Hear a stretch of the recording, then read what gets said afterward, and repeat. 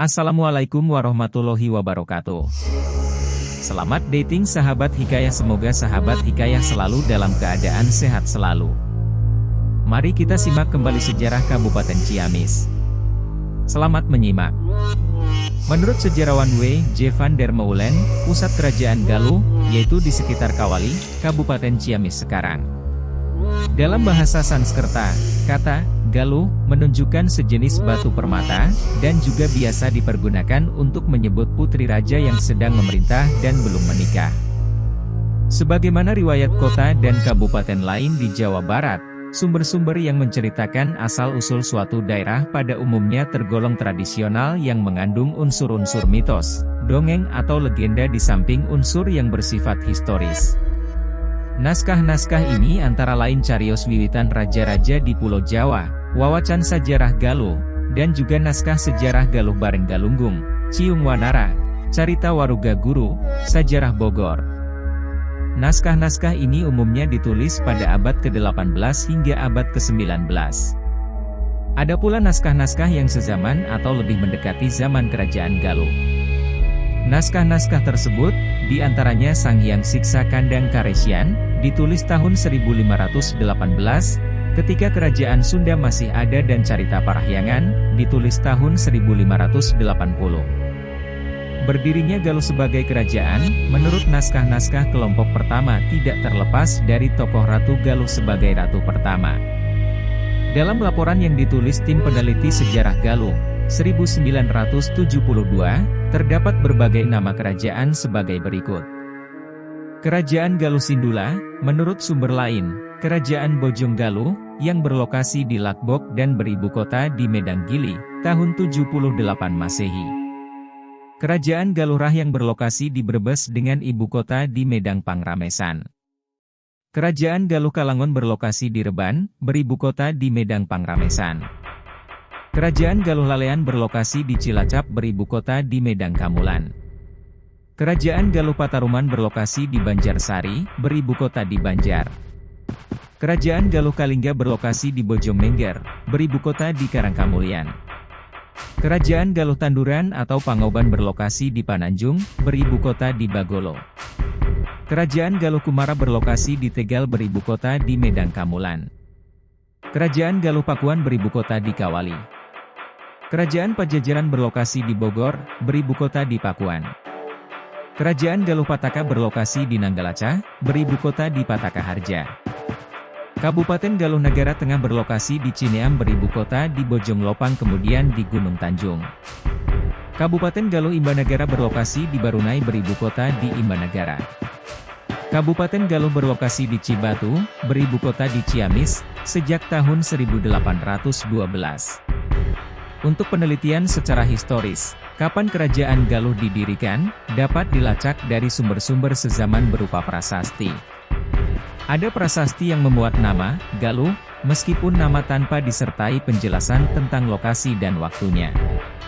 Dalam prasasti Berangka tahun 910, Raja Diah Balitung disebut sebagai Rakai Galuh. Dalam prasasti Siman Berangka tahun 943 M, disebutkan bahwa, Kadatuan Rah yang tak emdang bumi Mataram ing Watu Galuh, menunjuk sebuah tempat di Watu Galuh, dan Megaluh, Jawa Timur. Kemudian dalam sebuah piagam Calcuta disebutkan bahwa para musuh penyerang Air Langga lari ke Galuh dan Barat, mereka dimusnahkan pada tahun 1031 Masehi. Pada bagian Carita Parahyangan, disebutkan bahwa Prabu Maharaja Linggabuana Wisesa, 1350-1357, berkedudukan di Kawali sebagai penguasa kerajaan Sunda Galuh. Setelah menjadi raja selama 7 tahun, pergi ke Jawa, terjadilah perang di Majapahit. Dari sumber lain diketahui bahwa Prabu Hayam Wuruk, yang baru naik tahta pada tahun 1350, meminta putri Prabu Maharaja Linggabuana Wisesa untuk menjadi istrinya. Hanya saja, konon Patih Gajah Mada menghendaki putri itu menjadi upeti. Raja Sunda tidak menerima sikap arogan Majapahit ini dan memilih berperang hingga gugur dalam peperangan di Bubak. Putranya yang bernama Prabu Niskalawastu Kancana, 1371-1475, yang kala itu masih kecil. Oleh karena itu kerajaan dipegang Hyang Bunisora Suradipati, 1357-1371, beberapa waktu sebelum akhirnya diserahkan kepada Niskalawastu Kancana ketika sudah dewasa. Keterangan mengenai Niskalawastu Kancana, dapat diperjelas dengan bukti berupa prasasti Kawali dan prasasti batu tulis serta prasasti Kebantenan. Saat Niskalawastu Kancana wafat, kerajaan sempat kembali terpecah dua dalam pemerintahan anak-anaknya, yaitu Prabu Susuk Tunggal yang berkuasa di Pakuan dan Prabu Dewa Niskala yang berkuasa di Kawali. Sri Baduga Maharaja, 1482-1521, menyatukan kembali kerajaan Sunda dan kerajaan Galuh. Setelah runtuhnya Sunda Galuh oleh Kesultanan Banten, bekas kerajaan ini banyak disebut sebagai Kerajaan Pakuan Pajajaran. Pada tahun 1595, Kerajaan Galuh jatuh ke tangan Senapati dari Mataram.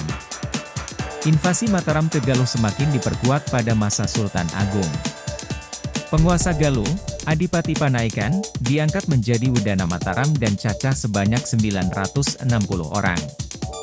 Ketika Mataram merencanakan serangan terhadap VOC di Batavia pada tahun 1628, masa Mataram di Priangan bersilang pendapat. Rangga Gempol I dari Sumedang misalnya, menginginkan pertahanan diperkuat dahulu, sedangkan Dipati Ukur dari Tatar Ukur, menginginkan serangan segera dilakukan. Pertentangan terjadi juga di Galuh antara Adipati Panaikan dengan adik iparnya Dipati Kertabumi. Dalam perselisihan tersebut Adipati Panaikan terbunuh tahun 1625. Ia kemudian diganti putranya Mas Dipati Imbanagara yang berkedudukan di Cineang. Pada masa Dipati Imbanagara, ibu kota Kabupaten Galuh dipindahkan dari Cineam ke Calincing. Tetapi tidak lama kemudian dipindahkan ke Paningkiran. Pada tahun 1693, Bupati Sutadinata diangkat VOC sebagai Bupati Galuh menggantikan Angganaya. Pada tahun 1706, ia digantikan pula oleh Kusumadinatai, 1706-1727. Pada tahun 1914, Kabupaten Galuh dipimpin oleh Tumenggung Sastrawinata, yang notabenenya bukan merupakan keturunan Bupati Galuh sebelumnya. Kemudian pada tahun 1915, Kabupaten Galuh dimasukkan ke Keresidenan Priangan, dan atas persetujuan Belanda, Tumenggung Sastrawinata secara resmi mengubah nama Kabupaten Galuh menjadi Kabupaten Ciamis. Belanda meresmikan perubahan tersebut pada 1 Januari 1916. 7. Penamaan Ciamis.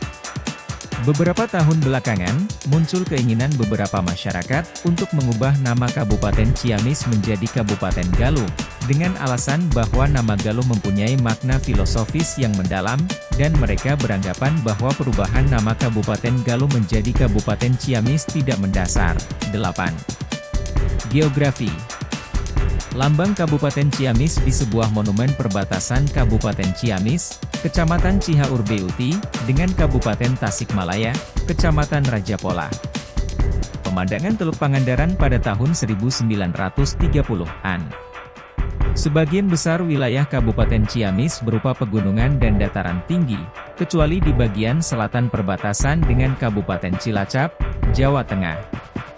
Semenjak ada pemekaran Kabupaten Pangandaran, maka saat ini wilayah Kabupaten Ciamis tidak memiliki pesisir pantai.